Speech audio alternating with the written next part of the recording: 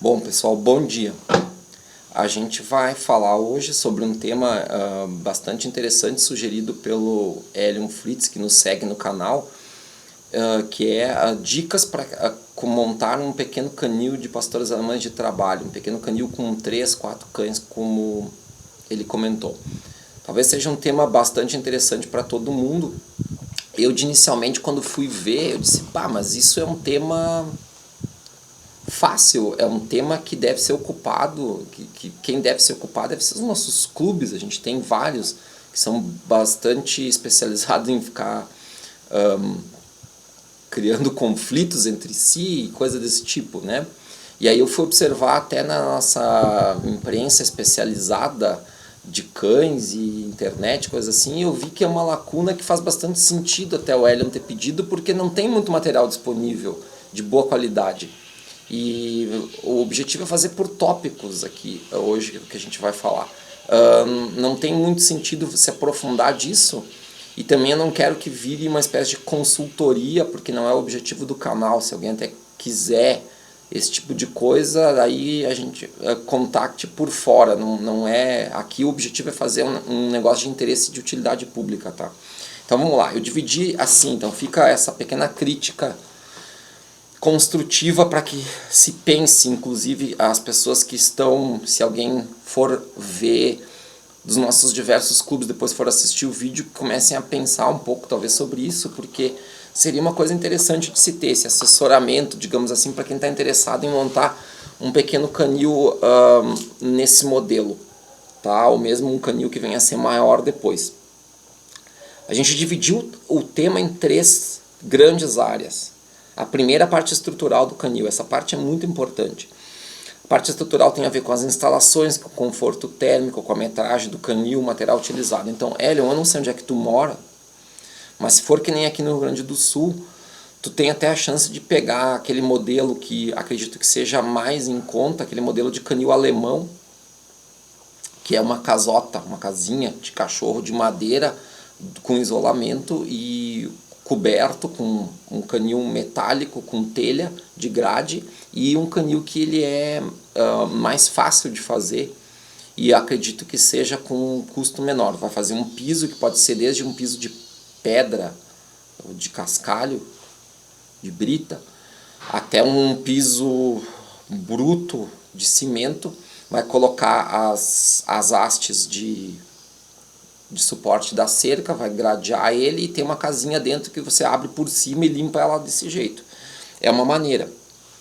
Eu não sei onde é que tu mora, não sei também se outras pessoas que vão se interessar onde moram, onde residem, mas esse modelo de canil alemão ele é mais viável aqui para o nosso clima aqui do Rio Grande do Sul, que a gente tem um inverno bem rigoroso, mais rigoroso que em outros locais, ou para Santa Catarina, algumas regiões que a gente tem regiões que chegam a fazer 10 abaixo de zero no inverno, de sensação térmica, e aí faz sentido tu ter. Se é uma região quente, o que eu recomendo? Cuidado com os materiais que você vai ver em outros canis, que eventualmente tu visites. Por quê?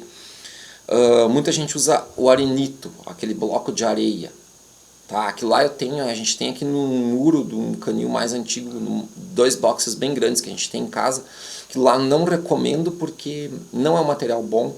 Ele retém muita umidade no inverno, no verão ele é muito quente. Ele é barato de construir, mas a primeira coisa que eu recomendo é nunca utilize esse material. Tá? Então isso é importante, o material físico que você vai utilizar.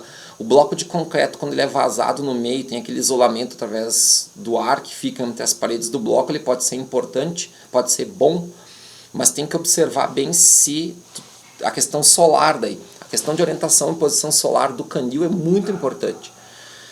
Todos esses aspectos tu tem que observar. Se tu vai querer deixar, Elion, e o pessoal que vai assistir, vai querer deixar o cachorro confinado por mais tempo, vai pegar ele no máximo uma vez por dia, 2, quando muito, tem que observar daí uma área física do canil, na questão do pátio maior. Qual que é essa área que tu vai observar?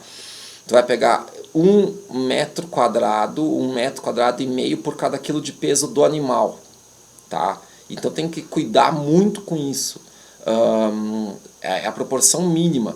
Se os cães, por outro lado, vão sair várias vezes por dia, que é o ideal, se tratando de cães de trabalho, porque presume-se que tu vai treinar os teus cães, né, e vai conduzir e vai fazer toda a parte que precisa com eles de verdade, então pode ser um canil bem pequenininho.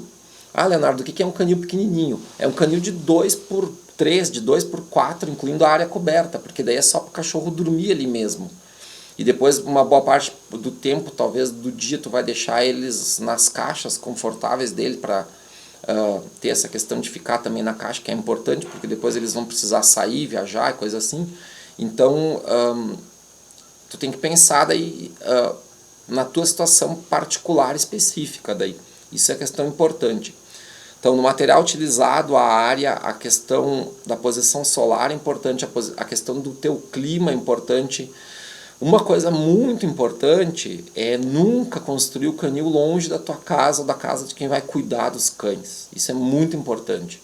Por quê? Porque muitas vezes tu vai ter que se deslocar de noite e quanto mais longe, pior é. Então não faz sentido. Se tu tem uma boa área disponível para teus cães e para teus canis, e como a tua criação em princípio vai ser pequena, não faz sentido construir longe não. Se tu mora num lugar que chove muito, tu tem que pensar em ter um canil com uma disposição espacial tal que tu possa te deslocar entre os canis sem ter o problema de ficar pegando chuva sempre que tu vai fazer o teu trabalho com os cães, tu ou a pessoa que tu for designar, enfim. Então todos esses aspectos tu tem que observar em primeiro lugar, e daí tu vai ver, tu vai fazer um projeto em cima dessas ideias, dessas dicas que eu estou te dando e de outras que tu vai ver, e aí tu vai fazer um orçamento de quanto tu tem para investir inicialmente nisso. Lembrando que o teu principal investimento ainda não chegou, a gente vai falar dele agora.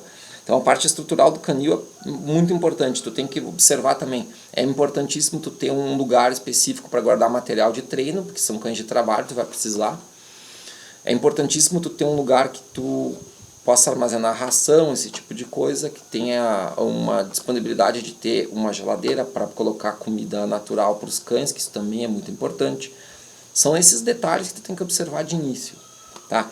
Segundo aspecto, cães, a parte de técnica, cães e cruzamentos. Tu vai ter que investir o melhor que tu puder. Tu tem que primeiro pensar.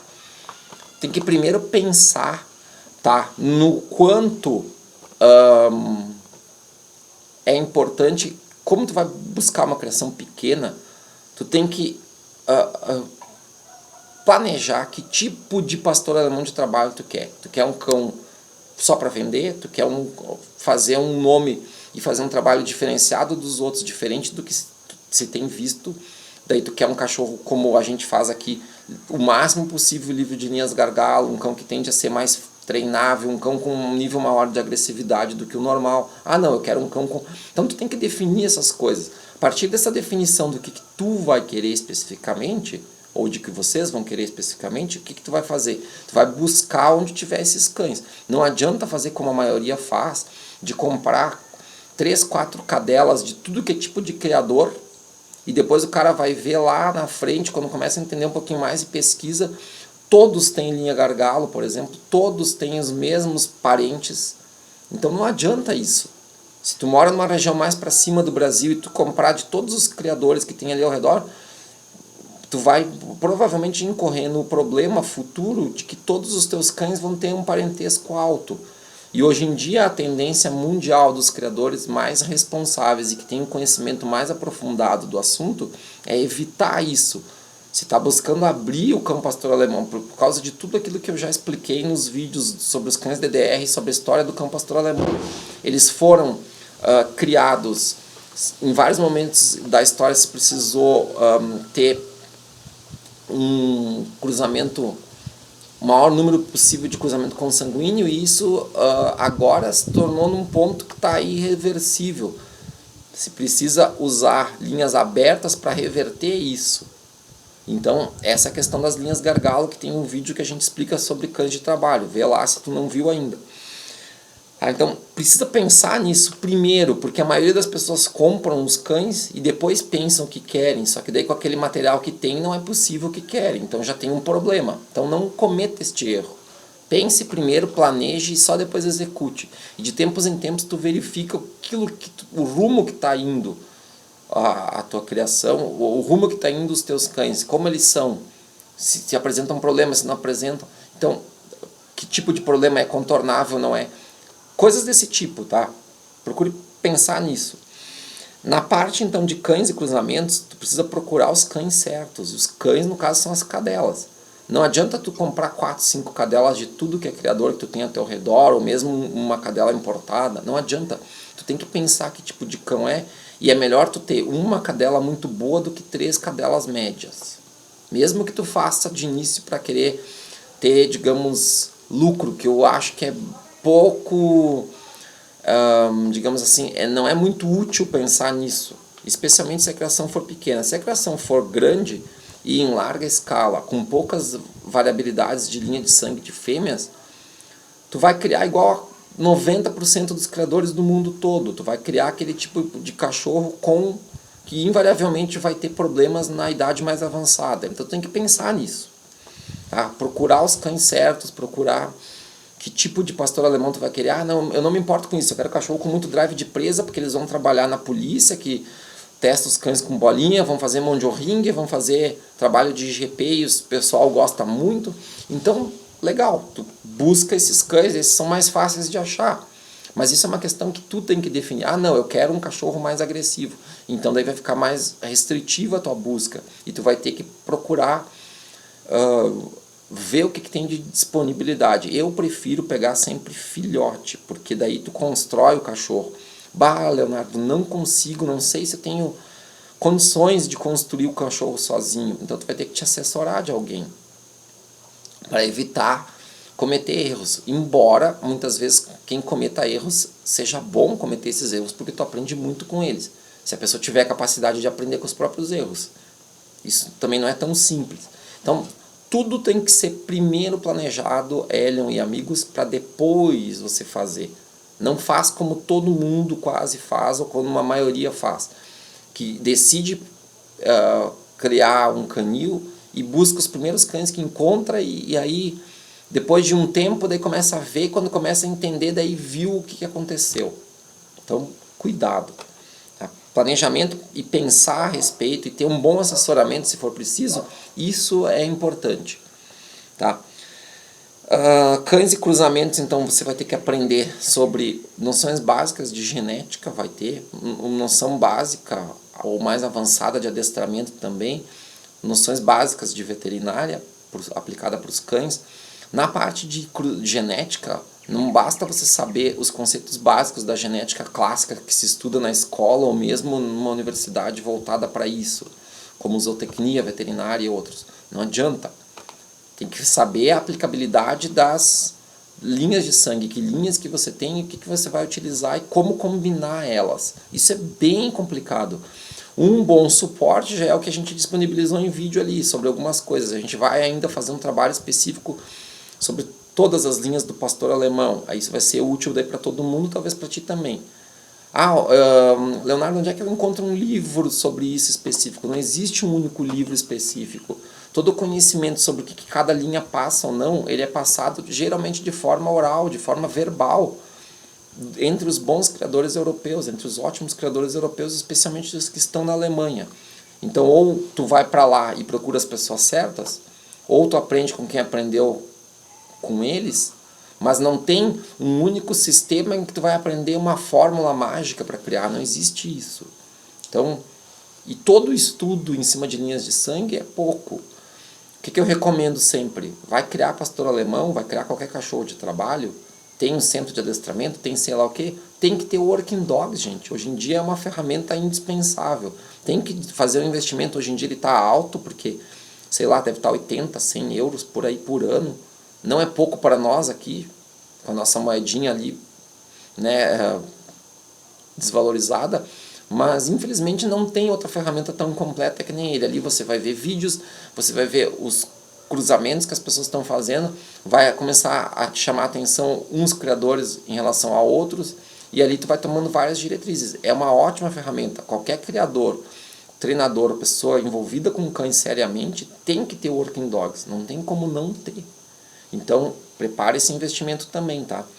Ali, inclusive, quando começar a entender a lógica que alguns criadores usam, você vai conseguir entender e aplicar algumas coisas desse conhecimento, porque as informações elas não vêm prontas sob forma de dicas ou uma fórmula mágica. Ou no único livro que eu consulto e vejo lá, a linha tal com esse vai dar esse. Não é assim que funciona. Infelizmente, a maioria dos criadores cria desse jeito. Ou pior ainda, cria por performance em prova. Tal cão recebeu do juiz X uma pontuação bem alta com a tal fêmea que é muito boa, eu vou cobrir. Infelizmente, isso também não dá certo. Se der cães bons de um cruzamento desse tipo, é muito produto do acaso e não do mérito do criador. Tá? Então, esses detalhes tu vai começar a observar, tá, Hélio?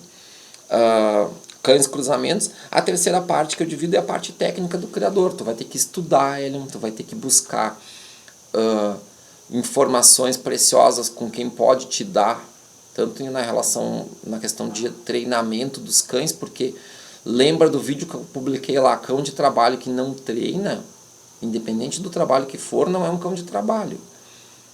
Ser saudável inclui a parte do trabalho do cão.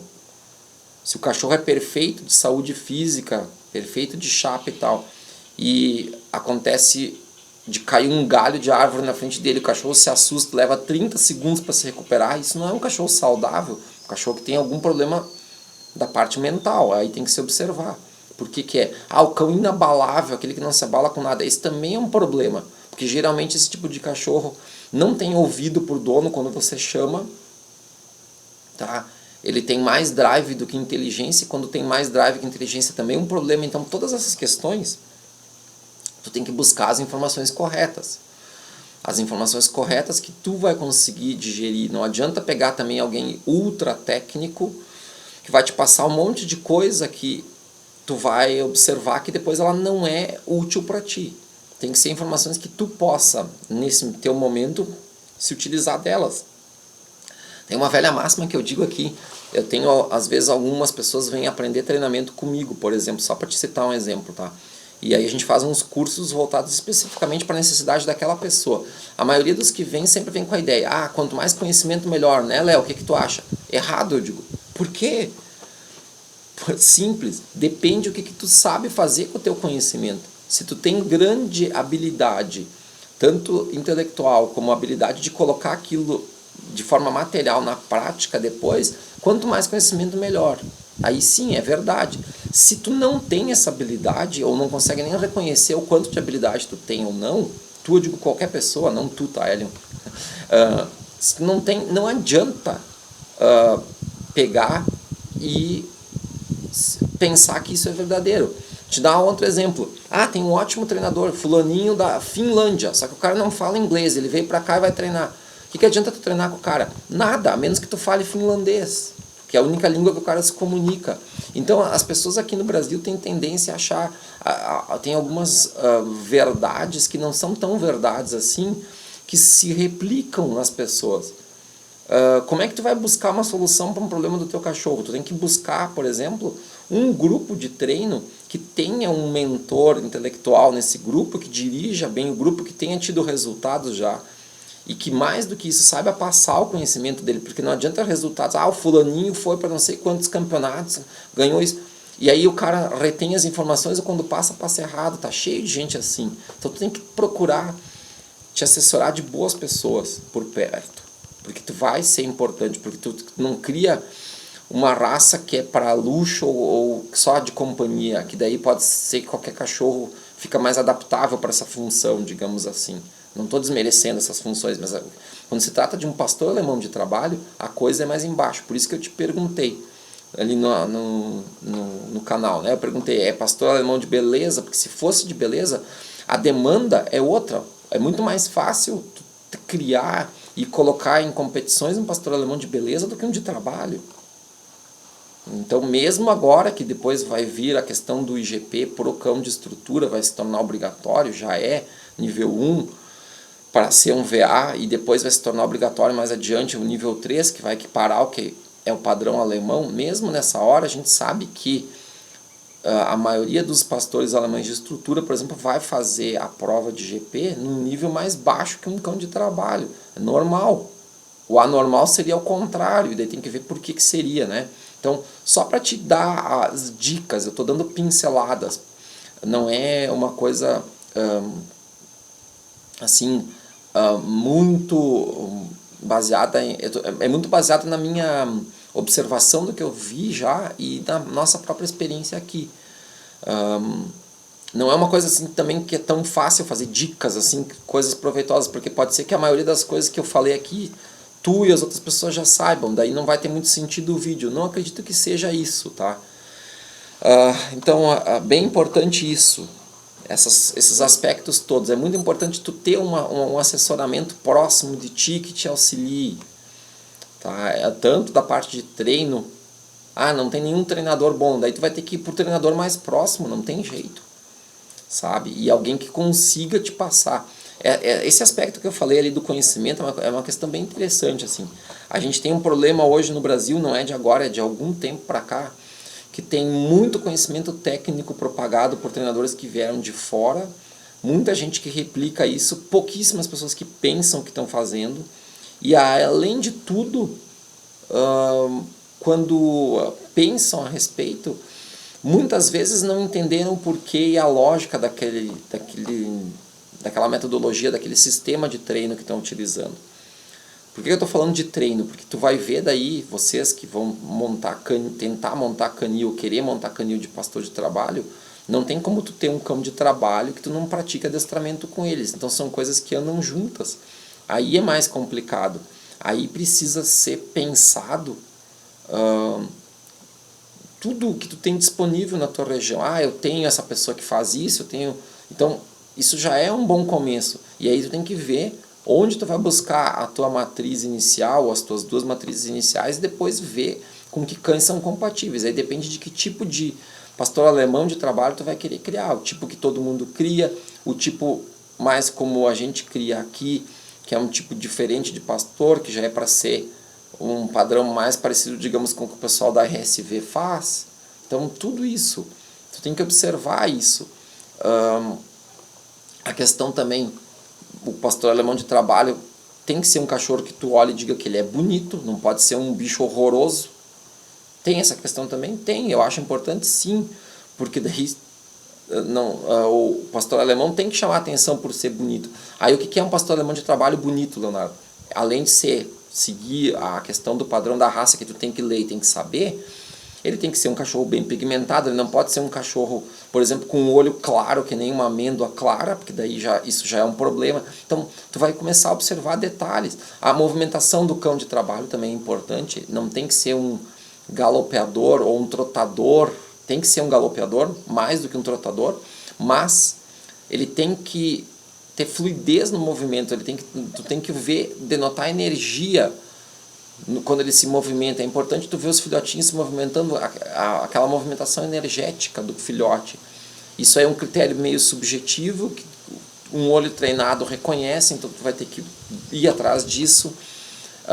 Vários aspectos. A questão é que o pessoal divulgar cães vacinados, desverminados, que comem ração super premium. Que ótimo, eu vou buscar. Gente, isso aí é básico. Isso aí não deveria nem ser divulgado, sabe?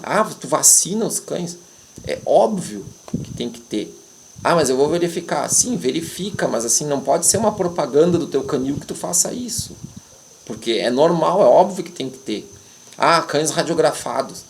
Óbvio que tem que ter, né? Então, assim, observar, porque tem muita coisa que o pessoal usa como propaganda que é assim, besteira, né? Tem que ver o que tu quer. Baseado no que tu quer, tu vai traçar as possibilidades que tu tens de conseguir esses cães, de conseguir a infraestrutura e de ir equipando teu canil e depois fazendo um trabalho aos poucos. É melhor criar muito boa qualidade em pequena quantidade do que ao contrário. Eu sempre penso assim. Grandes criadores tchecos, eslovacos e alemães orientais também pensam assim. Criadores hoje que fazem um excelente trabalho na Alemanha também pensam assim. Tem poucos que criam em larga escala e que criam bem, porque isso é difícil. E esses criadores que fazem isso, eles têm uma vida bastante agitada e muito envolvida com cães, muitas horas por dia, eles só fazem isso. Então tu tem que pensar, para que vai ser a tua criação? É um hobby profissional? É um passatempo? Eu quero viver disso? Todos esses aspectos, tá? Eu espero que essas dicas tenham ajudado e a gente vai fazer novos vídeos dando seguimento a um trabalho bem interessante que depois vocês vão ver. E mais adiante nós vamos falar também sobre as linhagens do pastor alemão no geral, todas elas, que é um trabalho mais aprofundado que a gente está desenvolvendo. Eu estou buscando como passar para vocês, e com certeza daí eu estou falando já disso, pessoal, e Elion também, porque isso vai ajudar você e vocês que queiram montar um pequeno canil, tá, pessoal?